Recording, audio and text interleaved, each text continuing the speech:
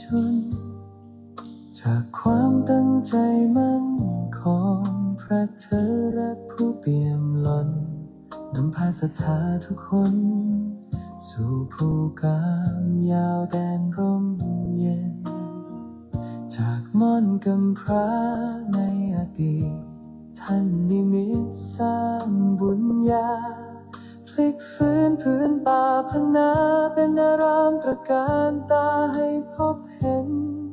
นามพระครูอภิรักษ์ชินวงศ์หรือพระครูไทยผู้ร่มเย็นพระพุทธศาสนิกชนบำเพ็ญเจริญสติและภาวนาโอวัดป่าพุทธชินวงศารามงามล้ำเกินคำนิยามดังแดนธรรมบนพระสุธาพญานาคราชโอบเขาใหญ่องค์มุจลินปกปักรักษา909 เมตรตระการตาเลื่องระบินคุ้มครองภัยกราบพระพุทธมหาจักรพรรดิโลกเกวิวรณ์องค์ตระหง่านยิ่งใหญ่ด้วยบารมีพระครูไทยผู้สร้างไว้เป็นศูนย์รวมใจชาวพุทธมูลนิธิพุทธสุวรรณภูมิรวมล้อมรวมความศรัทธาสร้างศูนย์รวมใจล้านนาให้มีที่พึ่งทางใจสูงสุดงานเผยแผ่พระศาสนาท่านทุ่มเทไม่เคยหยุดเพื่อเป็นสถานปฏิบัติวิมุตติจุดแสงสว่างกลางใจคนสัตนาคราชปกปักรักษาแดนธรรมเสียงสวดมนต์เช้าค่ำดังก้องกังวานทุกหนกุศลที่ท่านสรรสร้างยังรากลึกในใจชนเป็นบุญตาบุญกุศลที่ได้มาย่นเยือนพะเยาโอวัดป่าพุทธชินวงศารามงามล้ำเกินคำนิยามดังแดนธรรมบนพระสุธาพญานาคราชโอบเขาใหญ่องค์มุจลินปกปักรักษา909 เมตรการตาเลื่องระบินคุ้มครองภัยกราบพระพุทธมหาจักรพรรดิโลกเกวิวรณ์องค์ตระหง่านยิ่งใหญ่ด้วยบารมีพระครูไทยผู้สร้างไว้เป็นศูนย์รวมใจชาวพุทธกราบจากเท้าด้วยศรัทธาพระครูอภิรักษ์ชินวงศ์เจตนารมณ์ท่านมั่นคงสืบสานธรรมตลอดไปวัดป่าพุทธชินวงศารามศูนย์รวมศรัทธาแห่งชาวไทย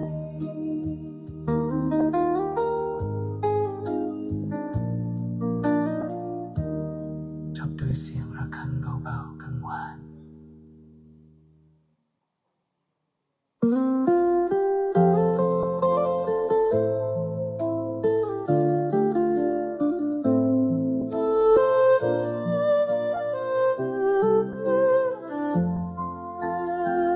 น้อมจิตกราบลงด้วยความเคารพศรัทธาวันมงคลเวียนมาศิษยานุศิษย์พร้อมใจกันจากวัดพิชยญาติการามแสงธรรมส่องสว่างงามถึงมอนพญานาคราชวัดป่าพุทธชินวงศาราม ดินแดนล้านนาพะเยาพระครูไทยผู้เปี่ยมด้วยความเมตตาสร้างสรรค์จันลงศาสนานำพาศิษย์ก้าวเดินไปมูลนิธิพุทธสุวรรณภูมิที่ท่านได้สืบสานเป็นศูนย์รวมแห่งศรัทธาและงานสืบทอดพระพุทธศาสตร์ยิ่งใหญ่สิริอายุวัฒนะวันเกิดพระครูไทย6 เมษายนมหามงคลชัยน้อมใจกราบวันทาน้อมมุทิตาสักการะพระครูพิรักษ์ชินวงศ์ขอพระเกียรติยศดำรงพระธรรมนำใจทุกแห่งหนขอคุณพระศรีรัตนตรัยคุ้มครองและบันดาลดลให้ท่านปราศจากโรคาภัยพานชนเป็นร่มบุญของปวงชนตลอดกาลพระผู้สร้างผู้ให้ด้วยใจที่บริสุทธิ์นำพาชาวพุทธให้หลุดพ้นจากความมืดมนคำสอนและรอยยิ้มเปรียบดังน้ำทิพย์ฉโลมตนศิษย์ขอกราบบูชาคุณด้วยกุศลที่ตั้งใจน้อมมุทิตาสักการะพระครูพิรักษ์ชินวงศ์ขอพระเกียรติยศดำรงพระธรรมนำใจทุกแห่งหนขอคุณพระศรีรัตนตรัยคุ้มครองและบันดาลดลให้ท่านปราศจากโรคาภัยพานชนเป็นร่มบุญของปวงชนตลอดกาลขอน้อมกราบแทบเท้าเจริญสิริอายุวัฒนาพระครูอภิรักษ์ชินวงศ์สาธุสาธุสาธุ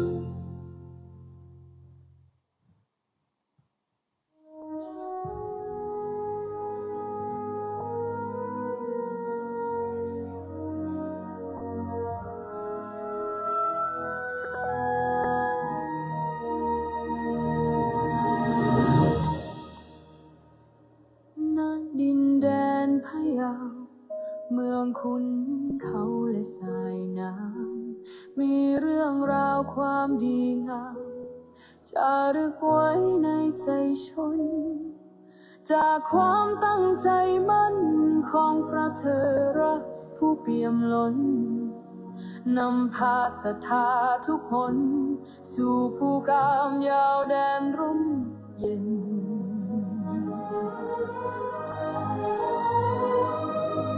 จากมนต์กำพร้าในอดีตท่านนิมิตสร้างบุญญา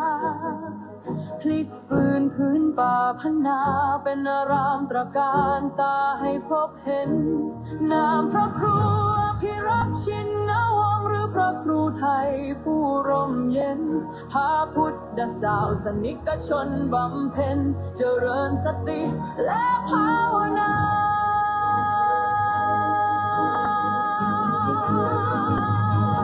โอ้วัดป่าพุทธชินวงศ์สรามงามล้ำเกินคำนิยาม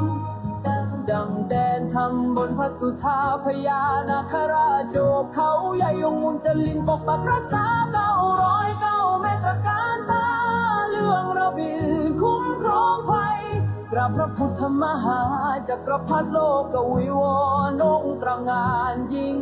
ใหญ่ด้วยบารมีพระครูไทยผู้สร้างไว้เป็นศูนย์รวมใจชาวพุทธมู ที่พุทธสวนภูมิรวมล้อมรวมความศรัทธาสร้างศูนย์รวมใจล้านนาให้มีที่พึ่งทางใจสูงสุดงานเผยแผ่ประสาทท่านทุ่มเทไม่เคยหยุดเพื่อเป็นสถานปฏิบัติวิมุตติจุดแสงสว่างกลางใจคน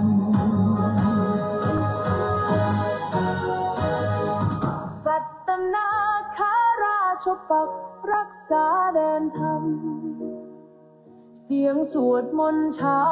คำดังก้องกังวานทุกคนกุศลที่ท่านสรรสร้างอย่างรากลึกในใจชนเป็นบุญตาบุญกุศลที่ได้มายนเยือนพะเยาโอ้วัดป่าพุทธชินวงศารามงามล้ำเกินคำนิยามดังแดนธรรมบนพระสุธาพญานาคราชโชคเขาใหญ่องค์มุจลินปักรักษา909เมตรการตาเรื่องระบิลคุ้มครองภัยกราบพระพุทธมหาจักรพรรดิโลกวิวรณ์ตระงานยิ่งใหญ่ด้วยบารมีพระครูไทยผู้สร้างไว้เป็นศูนย์รวมใจชาวพุทธกราบแทบเท้าด้วยศรัทธาพระครูอภิรักษ์ชินวงศ์เจตนารมณ์ท่านมั่นคงสืบสานธรรมตลอดไปวัดป่าพุทธชินวงศารามศูนย์รวมศรัทธาแห่งชาวไทย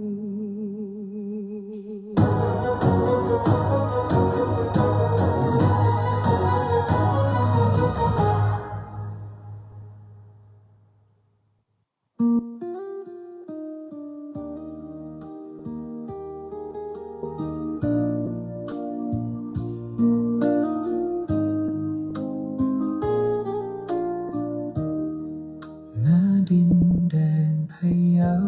เมืองขุนเขาและสายน้ำมีเรื่องราวความดีงามจารึกไว้ในใจชนจากความตั้งใจมั่นของพระเถ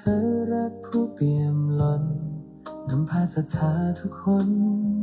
สู่ภูกามยาวแดนร่มเย็นจากม่อนกำพร้าในอดีตท่านนิมิตสร้างบุญญาพลิกฟื้นพื้นป่าพนาเป็นอารามตระการตาให้พบเห็นนามพระครูอภิรักษ์ชินวงศ์หรือพระครูไทยผู้ร่มเย็นพาพุทธศาสนิกชนบำเพ็ญเจริญสติและภาวนาโอ้วัดป่าพุทธชินวงศารามงามล้ำเกินคำนิยามดังแดนธรรมบนพระสุธาพญานาคราชโอบเขาใหญ่องค์มุจลินปกปักรักษา909เมตรการตาเลื่อมระบินคุ้มครองภัยกราบพระพุทธมหาจักรพรรดิโลกวิวรณ์ตระงานยิ่งใหญ่ด้วยบารมีพระครูไทยผู้สร้างไว้เป็นศูนย์รวมใจชาวพุทธขอความนอบน้อมในพระรัตนตรัยอันมีคุณพระพุทธคุณพระธรรมคุณพระสงฆ์ขอถวายความอาลัยในหลวงพ่อเจ้าพระคุณสมเด็จพระพุทธชินวงศ์องค์อดีตเจ้าวาดวัดพิชัยญาติขอโอกาสและถวายความเคารพในพระมหาเถรานุเถระเพื่อนกัลยาณมิตรเพื่อนกัลยาณธรรมทุกรูปทุกท่านขอความสุขความสวัสดีจงบังเกิดมีแก่ญาติโยมญาติธรรมลูกหลานมนต์มหาจักรพรรดิทุกคนนะที่ได้มาสวดมนต์ในค่ำคืนนี้เป็นค่ำคืนหนึ่ง 2538 ตรงกับวันพุธวันที่ 8 กรกฎาคม 2569 ในค่ำคืน1 ทุ่มค่ำคืนของวันนี้นำท่านทั้งหลายได้มาสวดมนต์ภายในถ้ำมหาจักรพรรดิขังมหาสมบัติ ซึ่งเป็นที่ประดิษฐานองค์พระมหาเถระที่มีฤทธิ์อีกองค์หนึ่งซึ่งเป็นสาวกของพระพุทธเจ้าอันมีนามว่าพระมหาอุปคุตนะซึ่งพระมหาอุปคุตนั้นถือว่าเป็นพระที่ปราบมารนะไม่ว่าจะเป็นพระสงฆ์องค์เณรญาติโยมที่จิตใจเป็นมารนะถ้าเป็นพระก็เป็นมารได้นั้นเป็นเณรก็เป็นมารได้นะใช่ไหมคุณเพชรเป็นมารได้ไหมวันนี้เราปราบมารไปหลายรูปนะนั้นต้องอูเป็นมารไหมเราไม่เป็นขุนเงินเป็นมารไหมไม่เป็น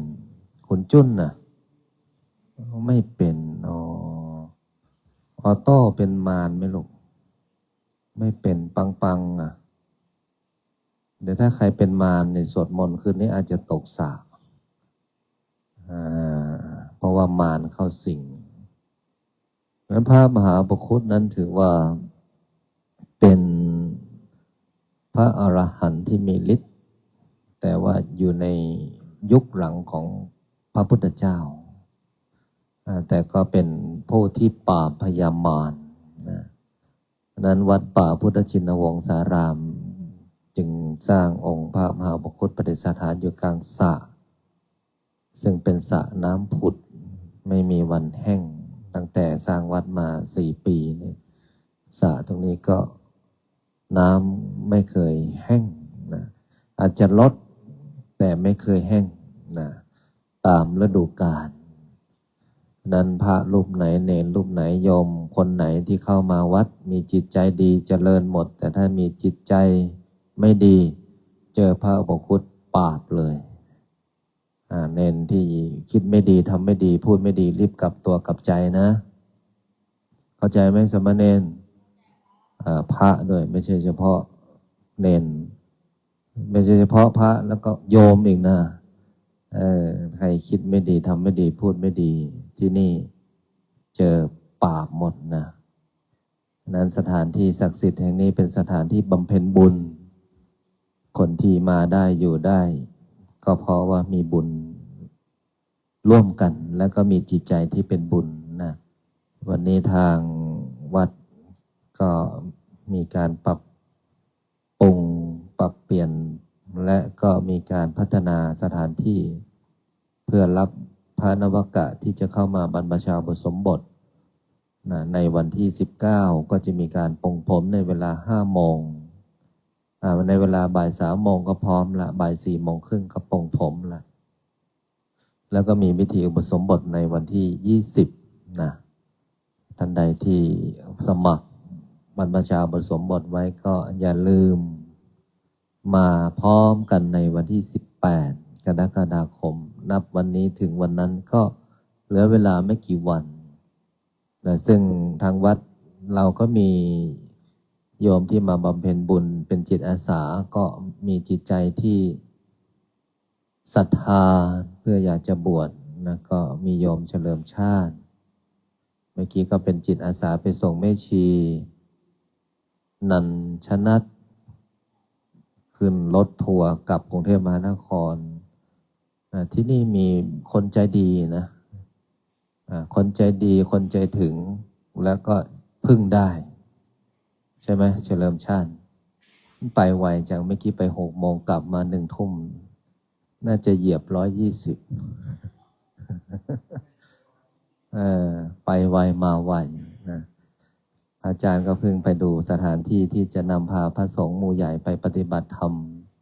นะดังนั้นวันนี้ก็ขออนุโมทนาบุญกับญาติโยมที่ได้ร่วมทำบุญเครื่องอธรรมบริขารนะซึ่งทางวัดก็ได้ประชาสัมพันธ์ไปทั้งบาตรทั้งผ้าไตรจีวรเครื่องนุ่งห่มภัตตาหารเช้าภัตตาหารเพลน้ำปานะตอนนี้ญาติโยมก็สามารถจับจองเป็นเจ้าภาพกันได้นะครับ เราจะบวชตั้งแต่วันที่19ถึงวันที่2สิงหาคมระยะเวลา15วันเป็นการอุปสมบทถวายเป็นพระราชกุศลแด่พระบาทสมเด็จพระวชิรเกล้าเจ้าอยู่หัวและพระราชินีนะก็เป็นโครงการที่ทางวัดได้ทำต่อเนื่องทุกปีปีนี้ก็เข้าปีที่4ของการอุปสมบทนะก็มีผู้เข้ารับการอุปสมบททั้งสิ้น75คนนะ75คนตอนนี้ปิดรับสมัครแล้วนะปิดรับสมัครแล้วทราบว่ายอดเต็มแล้วนะใครที่ยังลังเลยังไม่ได้สมัครบวชก็ถือว่าหมดเวลาแล้วปิดรับสมัครละนะก็มาเจอกันสำหรับคนที่ลงทะเบียนสมัครไว้ก็วันที่18รายงานตัวในชุดภาคเช้าที่วัดป่าพุทธชินวงศ์ศารามก็ขอแจ้งให้ญาติโยมได้อนุโมทนาบุญกันเอาล่ะต่อจากนี้ขอให้พวกเราท่านทั้งหลายได้พร้อมจิตตั้งใจสวดมนต์ได้พร้อมเพรียงกันพุทธังชีวิตังเมปุญเชมิธัมมังชีวิตังเมปุญเชมิสังฆังชีวิตังเมพุทธังวันธามิธัมมังวันธามิสังฆังวันธามิโคอุปัชฌาย์อาจาริยะคุณังวันธามิมาตาปิโตคุณังวันธามิปัญไตรสิกขาคุณังวันธามินะโมตัสสะภะคะวะโตสัมมาสัมพุทธัสสะนะโมตัสสะภะคะวะโต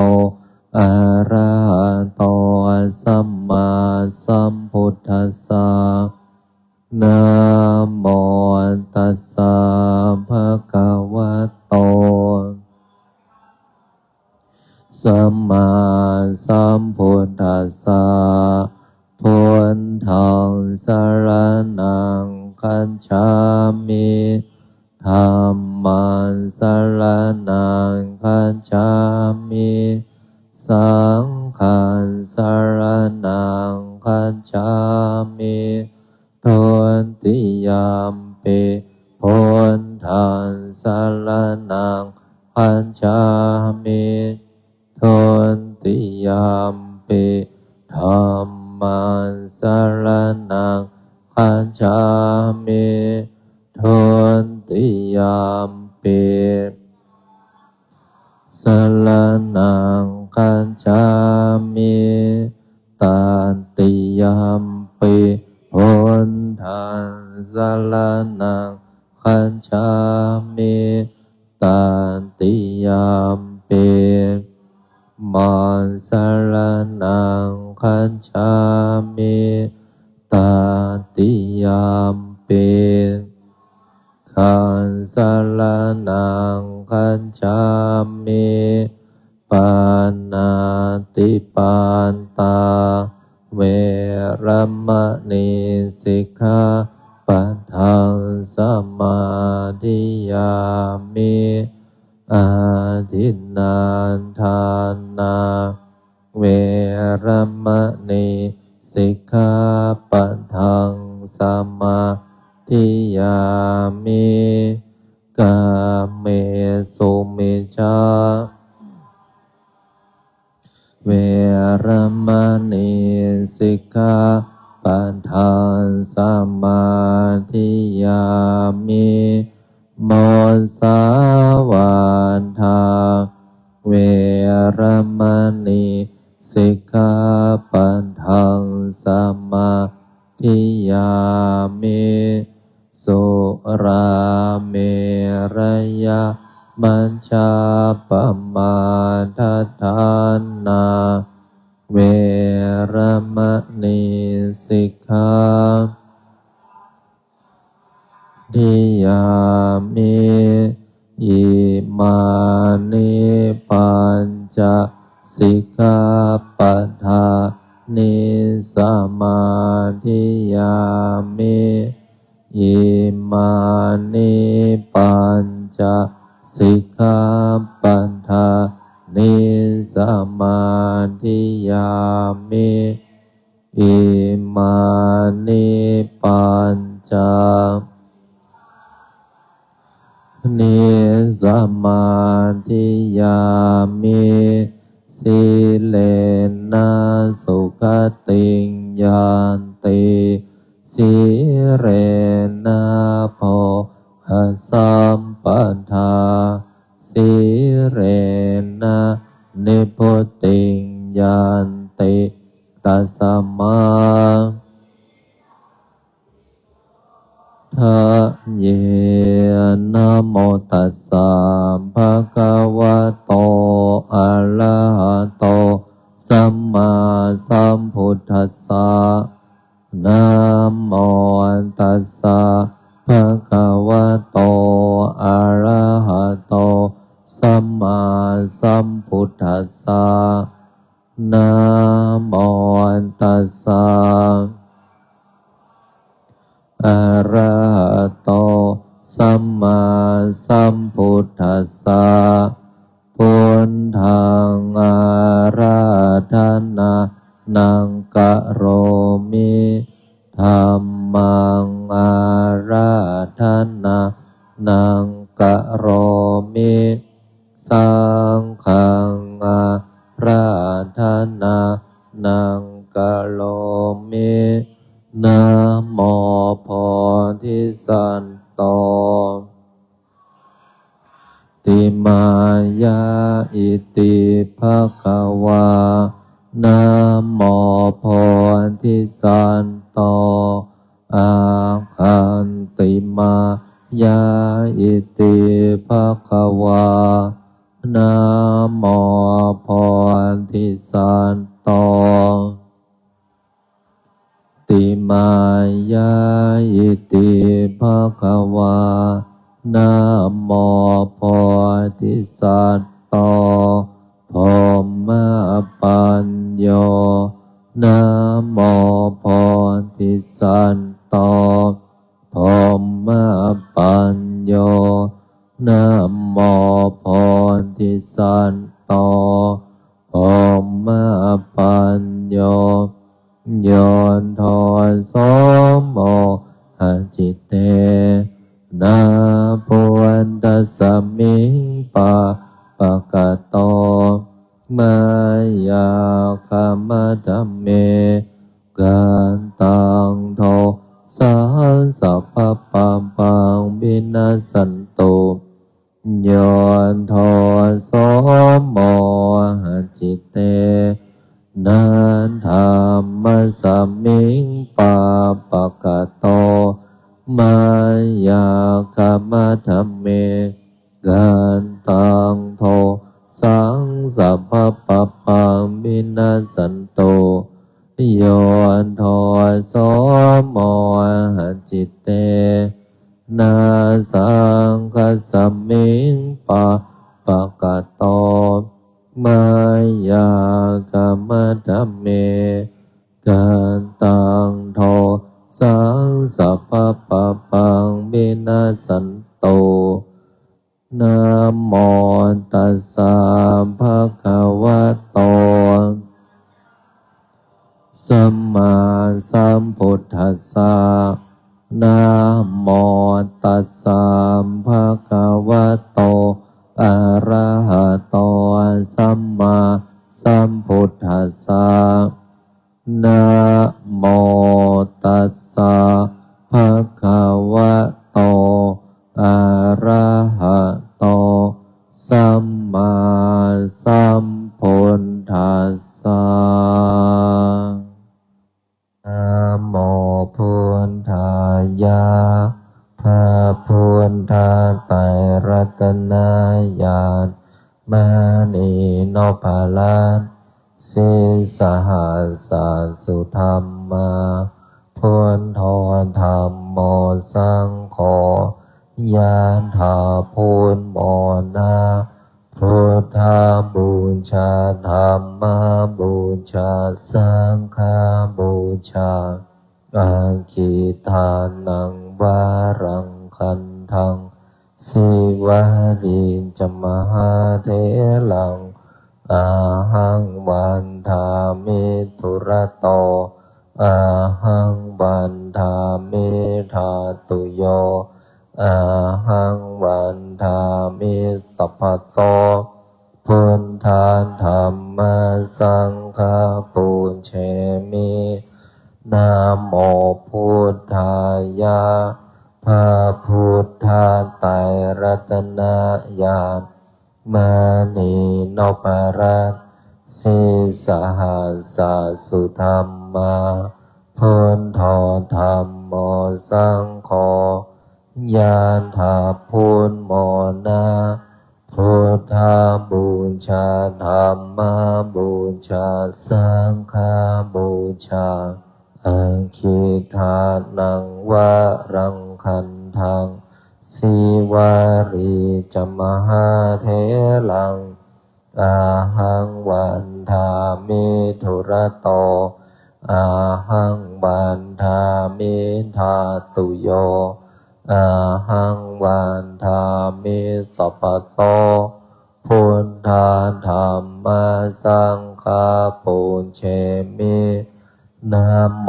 พุทธายะพระพุทธไตรรัตน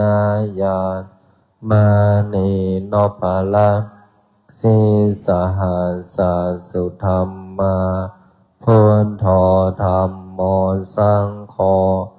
ยะถาพุทโมนาพุทธาบูชาธรรมบูชาสังฆบูชาอาคิทานังวารังคันทังสิวาริจมหาเถลังอาหังวันทามิทุระโตอาหังวันทามิธาตุโยอาหังวันทามิสัพพโสพุทธาธัมมาสังฆาปุญเชมินะโมพุทธายะพระพุทธไตรรัตนญาณมานีโนปารัตสิสหัสสะสุธรรมาพุทโธธรรมโมสังโฆยะถาพุทโมนาพุทธาบูชาธรรมบูชาสังฆบูชาอาคิทานังวารังคันทังสิวาริจมหาเถลังอาหังวันทามิทุระโตอาหังวันทามิธาตุโยอาหังวันทามิสัพพโตพุทธาธัมมาสังฆาปุญเชมินะโมพุทธายะพระพุทธไตรรัตนญาณมานีโนภาลันสิสหัสสะสุธรรมาพุทโธธรรมโมสังโฆยะถาพุทโมนาพุทธาบูชาธรรมบูชาสังฆบูชาอาคิทานังวารังคันทังสิวาริจมหาเถลังอาหังวันทามิทุระโตอาหังวันทามิธาตุโยอาหังวันทามิสัพพโสพุทธาธัมมาสังฆาปุญเชมินะโมพุทธายะพระพุทธไตรรัตนญาณ มานีโนปาละสิสหัสสสุธรรมาพุทโธธรรมโมสังโฆยะถาพุทโมนาพุทธาบูชาธรรมบูชาสังฆบูชากาคิทานังวารังคันทังสิวาริจมหาเถลังอาหังวันทามิตุระโตอาหังวันทามิธาตุโยอาหังวันทามิสัพพโสพุทธาธรรมสังฆปุญเชมินะโมพุทธายะพระพุทธไตรรัตนญาณมานีโนปาละสิสหัสสสุธรรมาพุทโธธรรมโมสังโฆยะถาพุทโมนาพุทธาบูชาธรรมบูชาสังฆบูชากาคิทานังวารังคันทังสิวาริจมหาเถลังอาหังวันทามิตุระโตอาหังวันทามิธาตุโยอาหังวันทามิสัพพโสพุทธาธรรมสังฆปุญเชมินะโมพุทธายะพระพุทธไตรรัตนญาณมานีโนปาละสิสหัสสสุธรรมาพุทโธธรรมโมสังโฆยะถาพุทโมนาพุทธาบูชาธรรมบูชาสังฆบูชากาคิทานังวารังคันทังสิวาริจมหาเถลัง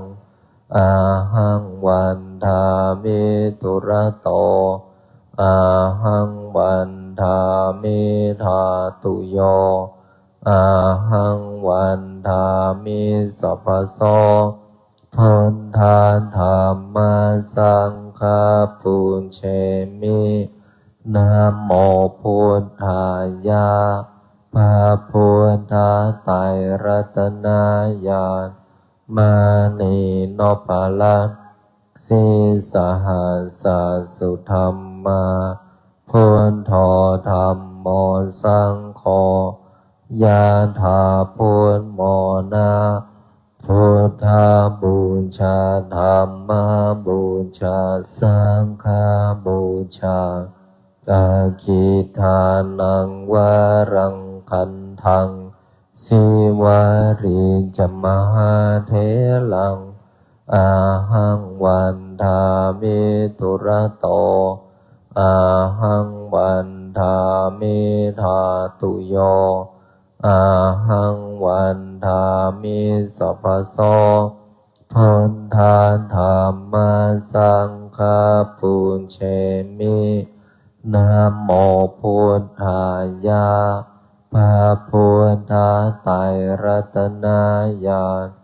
มานีโนปาละสิสหัสส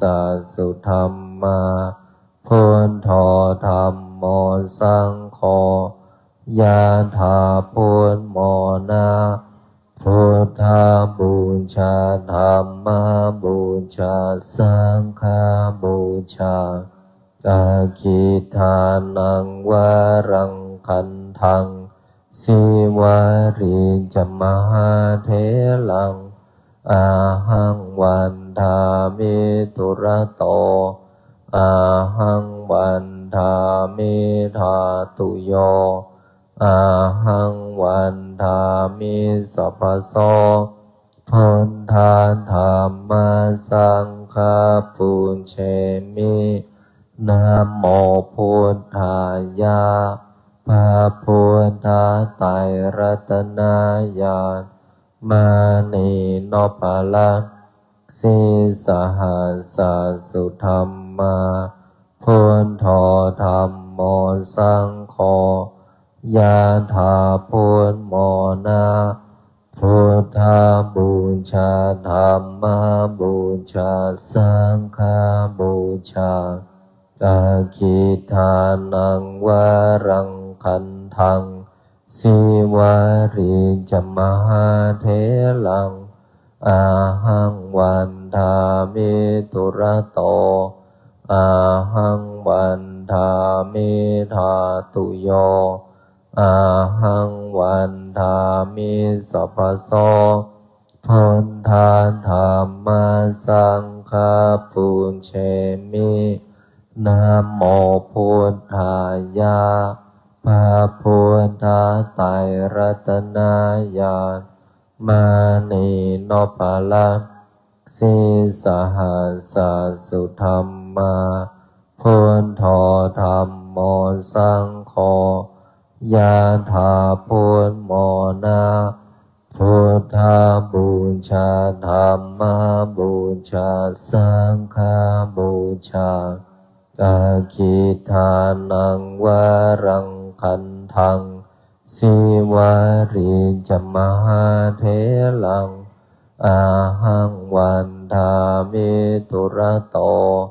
อาหังวันทามิธาตุโยอาหังวันทามิสัพพโสพุทธาธรรมสังฆปุญเชมินะโมพุทธายะพระพุทธไตรรัตนญาณมานีโนปาละสิสหัสสุธรรมาพุทโธธรรมโมสังโฆยะถาพุทโมนาพุทธาบูชาธรรมบูชาสังฆบูชากาคิทานังวารังคันทังสิวาริจมหาเถลังอาหังวันทามิตุระโตอาหังวันทามิธาตุโยอาหังวันทามิสัพพโสพุทธาธรรมสังฆปุญเชมินะโมพุทธายะพระพุทธไตรรัตนญาณมานีโนปาละสิสหัสสุธรรมาพุทโธธรรมโมสังโฆยะถาพุทโมนาพุทธาบูชาธรรมบูชาสังฆบูชากาคิทานังวารังคันทังสิวาริจมหาเถลังอาหังวันทามิตุระโตอาหังวันทามิธาตุโยอาหังวันทามิสัพพโสพุทธาธรรมสังฆปุญเชมินะโมพุทธายะพระพุทธไตรรัตนญาณมานีโนปาละสิสหัสสุธรรมาพุทโธธรรมโมสังโฆยะถาพุทโมนาพุทธาบูชาธรรมบูชาสังฆบูชากาคิทานังวารังคันทังสิวาริจมหาเถลังอาหังวันทามิตุระโตอาหังวันทามิธาตุโยอาหังวันทามิสัพพโสพุทธาธรรมสังฆปุญเชมินะโมพุทธายะพระพุทธไตรรัตนญาณ มานีโนปาละสีสหัสสุธรรมาพุทโธธรรมโมสังโฆยะถาพุทโมนาพุทธาบูชาธรรมบูชาสังฆบูชากาคิทานังวารังคันทังสิวาริจมหาเทลังอาหังวันทามิตุระโตอาหังวันทามิธาตุโยอาหังวันทามิสัพพโสพุทธาธรรมสังฆปุญเชมินะโมพุทธายะพระพุทธไตรรัตนญาณมานีโนปาละสีสหัสสุธรรมาพุทโธธรรมโมสังโฆยะถาพุทโมนาพุทธาบูชาธรรมบูชาสังฆบูชากาคิทานังวารังคันทังสิวาริจมหาเทลังอาหังวันทามิตุระโตอาหังวันทามิธาตุโยอาหังวันทามิสัพพโสพุทธาธรรมสังฆปุญเชมินะโมพุทธายะพระพุทธไตรรัตนญาณมานีโนปาละสีสหัสสุธรรมาพุทโธธรรมโมสังโฆยะ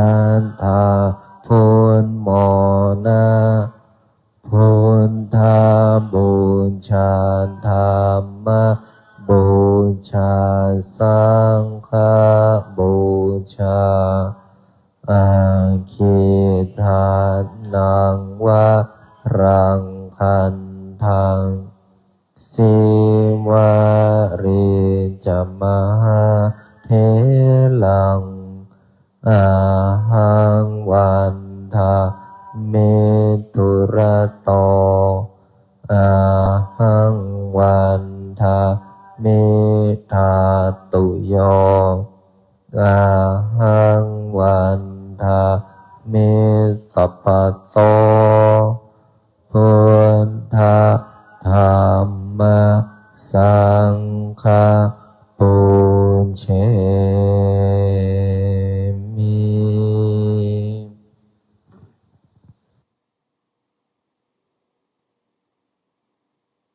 พอสมควรแก่เวลากับการสวดมนต์ให้พวกเราท่านทั้งหลายได้ปรับเปลี่ยนอิริยาบถท่านั่งเข้าสู่การทำสมาธิเท้าขวาทับเท้าซ้ายมือขวาทับมือซ้ายตั้งตัวให้ตรงตัวตรงหน้าตรงหลังตรงคอตรงหลับตาลงหายใจเข้าลึกๆหายใจออกยาวๆหายใจเข้าลึกๆหายใจออกยาวๆมีสติอยู่ที่ลมหายใจผ่อนคลายอารมณ์สบายๆหายใจเข้าพุทหายใจออกโทให้พวกเราท่านทั้งหลายได้กำหนด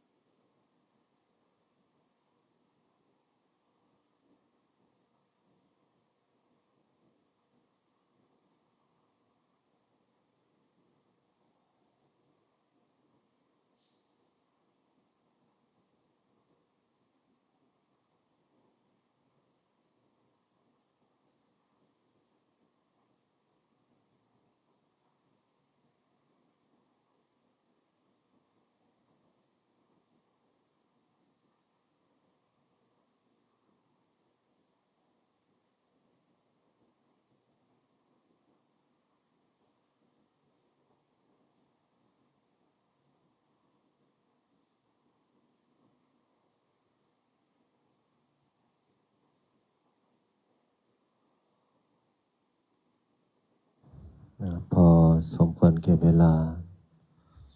ให้พวกเราท่านทั้งหลายได้ทอดถอนกายออกจากสมาธิ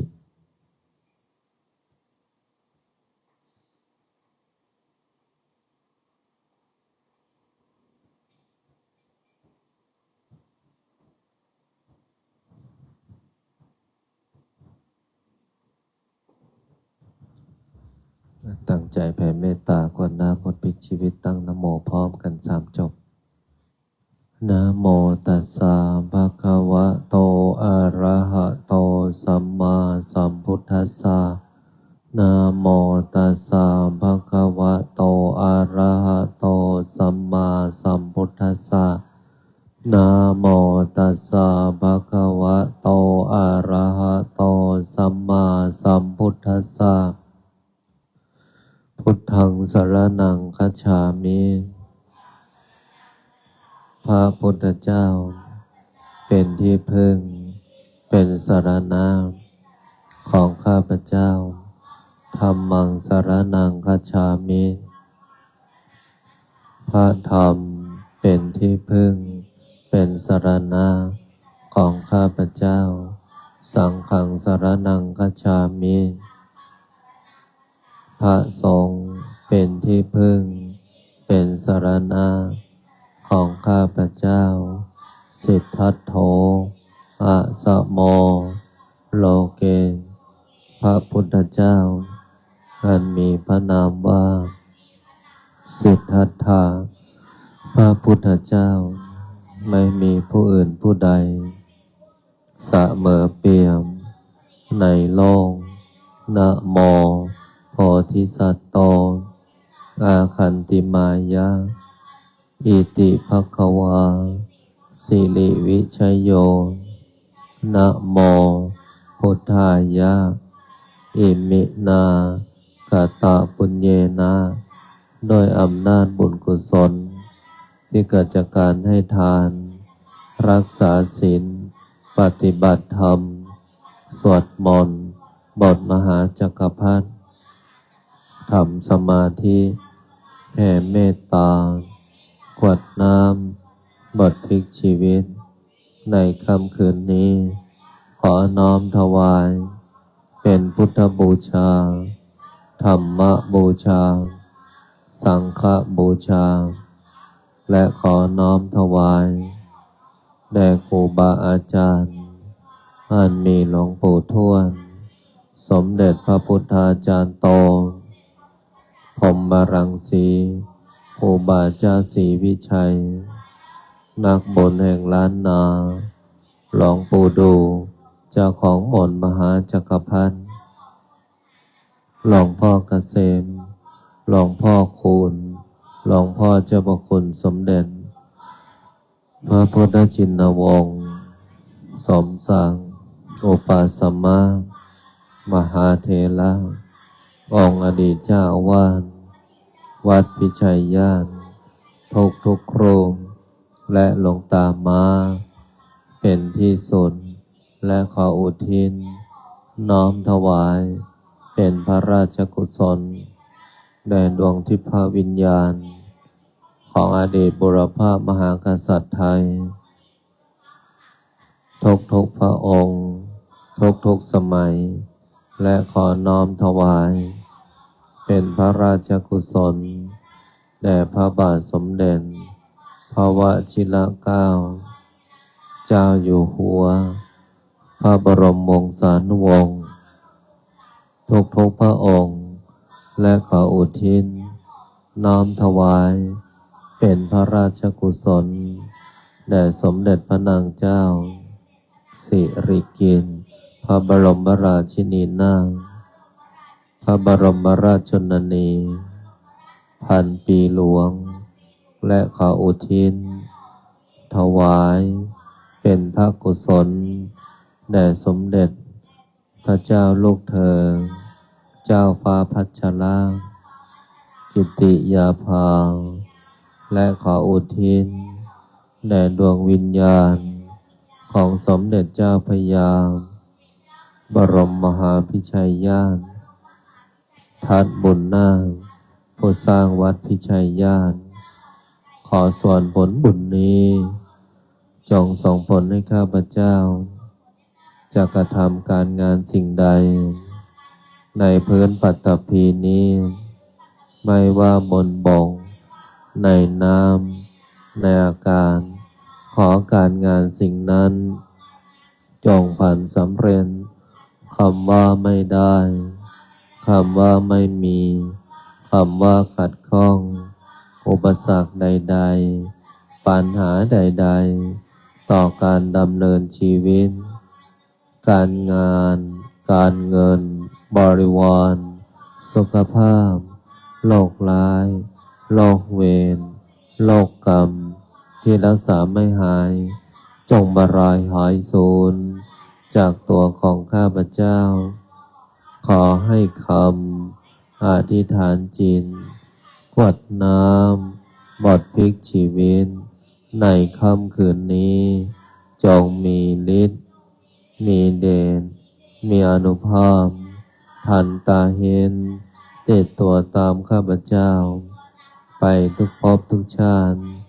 ตราบกระทั่งเข้าสู่พระนิพพานนิพพานะปัจจโยโหตุ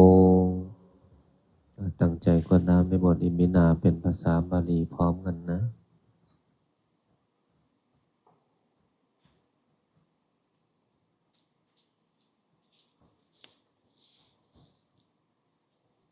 ยิมินาบุญญากาเมนาโอปัจจายาโกโนนปะการาจามาตาปิตาจายาตากาโสริโยจันกุณาวันตานาลาปิจาภัมมามาลาจาอินทาจามจะเทวตายาโมมิตามาโนสัจจมัจจตาสัมเพสัตตาโสขิโหนตุบุญญาณิปกาตานิเมโสเตวิทังเดโตคิปังปะเปตาโวมะตังอิมินาบุญอิมินาอุทิเสนาจาคิปังสุรเพเจวตานุปัฏฐานาหินาธรรมายาวนิพพานาโตมามานาสันโตสัมเยวายาทันจโตภะเวภะเวโอโจจิตตังสันเลโกวิริยามินามาลาลาพันโตสังฆตุนจาวิริเยสุเมพุนดาทิภาวาโรนาโทธัมโมรุตตโมนาโทปัญเจกาพุทโธจะสังโฆเตโสตามานุภาเวนะมาโลพันโตมาสัมเพพุทธาสัพเพธรรมสัพเพสังฆาภลาปัตตาปัญเจกานันพลังอรหันตานันจะเตเจนันลังพันธามิสัมปัตโตสัมเพพุทธาสัมเพธัมมาสัมเพสังพลังปันตาปัญเจกานันอรหันตานันจะเตเจนาราพันธามิสัมปัสโสสัมเพพุทธาสัมเพธัมมาสัมเพสังพลาปันตาปัญเจกานันอรหันตานันจะเตเจ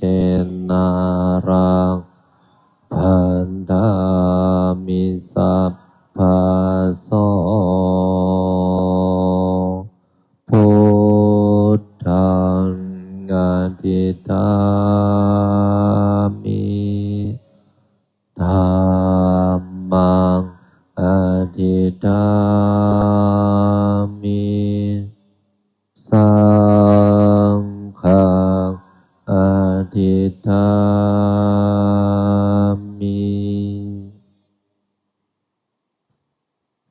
อำนาจบุญกุศลที่เกิดจากการสวดมนต์บทมหาจักรพรรดิทำสมาธิแผ่เมตตากวดน้ำบทพลิกชีวิตในค่ำคืนของวันนี้บุญใดกุศลใดที่สำเร็จแล้วจงประสิทธิประทานพรในลูกหลานหม่อมมหาจักรพรรดิทุกคนทุกท่านจงมีแต่ความสุขความเจริญนึกคิดทำปรารถนาสิ่งใดขอให้สิ่งนั้นผ่านสำเร็จสมความปรารถนาทุกประการอีกทั้งขอให้ทุกคนอย่าอดอย่ายากอย่ายากอย่าจนให้มั่งมีร่ำรวยเงินทองมีสุขภาพร่างกายที่แข็งแรงมีอายุขัยที่ยืนยาวถึง100 ปีทุกท่านทุกคนเทอญ